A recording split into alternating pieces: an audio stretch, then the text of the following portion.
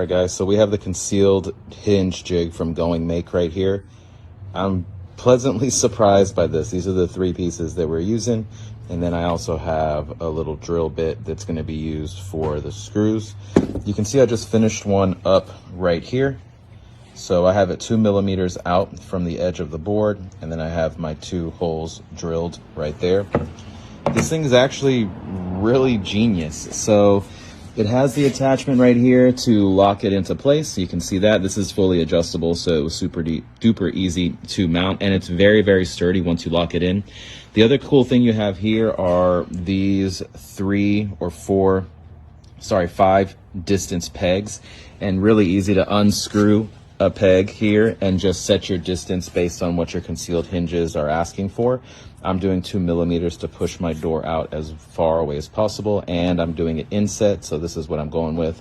I've marked my line right here, and then you see it has a little point where I can actually set that to the center of where I'm going to be drilling my circle. And then here's your actual drill bit. So this thing is actually set up really, really cool.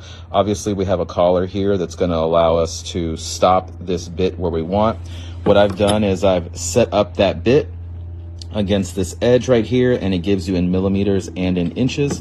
So you can just drag the edge of this guard right here, or this stand, against the side of the Going Make concealed hinge jig, and then you can position the bit wherever you need to along those measurement marks, and then just lock that off. I'm doing 14 millimeters right now, and it was super easy to set up. One of the cool things about this though is this. So I haven't put this into my drill bit, but it's going to go into the drill here in a second. I love how this thing attaches. So check this out. I can pull this up and it comes out easy once we're done drilling the hole.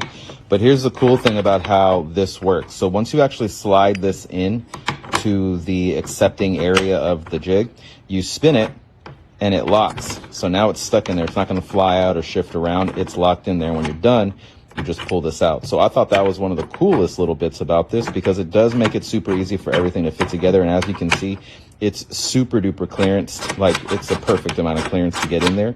So if you do have any kind of flakes or anything once you're done drilling, you do got to kind of blow them out so that you can release this from the actual jig. But thought that was a super duper cool and clever way to be able to lock this in place. After you finish drilling, you just take this guy out, which is what you can see here. Finished drilling, we have our little space, and you just drop this guy in. I love this little attachment right here, which allows me to keep it steady. It locks right into the actual jig, and then I'm using this number right here, which is the 45 by 9.5. You can remove these little drill bit basically guides and put them on whatever section you need, line them up to whatever your hinge is asking for. But super duper easy to set this up. Just pull these out, drop them in. And then I'm using a drill bit that I have. It comes with a drill bit that you can use. It's the same size, but I like having this because it actually has the thicker grip right here. And then this will slide right in, and then I'll be able to just drill my pilot holes for the rest of the hinge. And you can see how nice this guy fits in here. Boom, my pilot holes nicely set up. Everything is straight.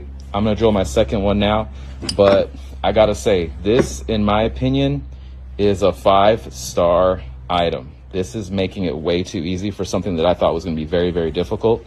Loving how it's set up.